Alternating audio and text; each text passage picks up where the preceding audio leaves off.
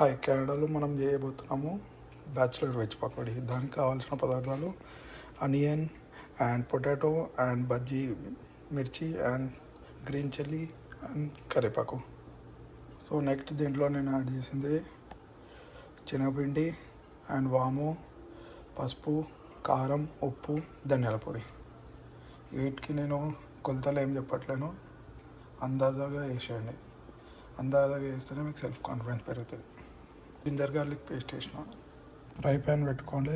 Fry pan చూసి ఏదో judge చేయకండి, బ్యాచిలర్ కొంప కదా ఇట్లనే ఉంటుంది.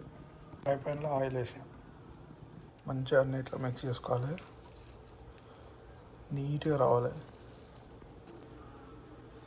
మంచిగా ఇట్లా మిక్స్ చేసుకోవాలి నీట్గా. నీట్ ఇన్ ద సెన్స్ ఏదో అట్లా అన్నీ మిక్స్ అయ్యేటట్టు చేసుకోవాలి. అది మిక్స్ చేసుకుంటే ఇది కూడా చూడాలి ఆయిల్ వేడైందా లేదా అని చెప్పి, లేకపోతే ఆయిల్ కాగి ఫ్లేమ్ వచ్చే ఛాన్సెస్ ఉంటాయి. పక్కన ఒక మంచి కాలేది బేసిన్ పెట్టుకోండి. ఆయిల్ వేడైందా కాలేదా చూసుకోవడానికి చిన్న ముక్క ఇట్లా వేసేయండి. వేడైంది రోయి. కకృతి పడి అప్పుడే తినకండి, అది జస్ట్ ఏదో అట్లా కుక్ అవుతుందా లేదా అని చూడడానికి. చేతులు స్టిక్కీ కాకుండా ఈజీ టెక్నిక్. కొంచెం వాటర్లో వాష్ చేసి ఇట్లా మంచిగా బాల్స్ చేసుకొని ఆయిల్ ఇట్లా డీప్ ఫ్రై చేసుకోవాలి.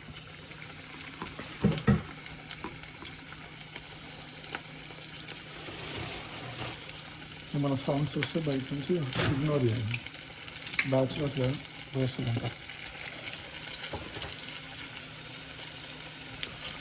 నుంచి ముద్దల్లోకి వేసుకొని కొంచెం ఫ్రెష్ చేసుకొని మన ఫ్రెండ్స్ వేరే స్టేట్ వాళ్ళు ఇట్లా మంచిగా ఫ్రై చేసుకొని అన్నీ పక్కకు తీసి పెట్టుకోండి.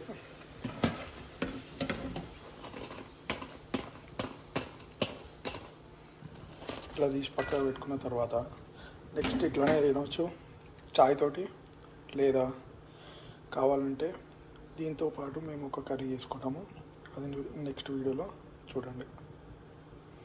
Pakodi curry north India famous, so అది సర్ప్రైజ్ నెక్స్ట్ వీడియోలో చూడండి. ఇట్లానే ఇష్టం ఉంటుంది. సో వాళ్ళ కోసము ఆనియన్స్, కొంచెం చాట్ మసాలా వేసుకొని లేదా గ్రీన్ చట్నీ వేసుకొని దీంతోపాటు మంచి కప్ ఆఫ్ చాయ్ ఉంటే సెట్ ఈవినింగ్. ఇప్పుడు మాకు వింటర్ నడుస్తుంది, స్నోఫాల్ అవుతుంది.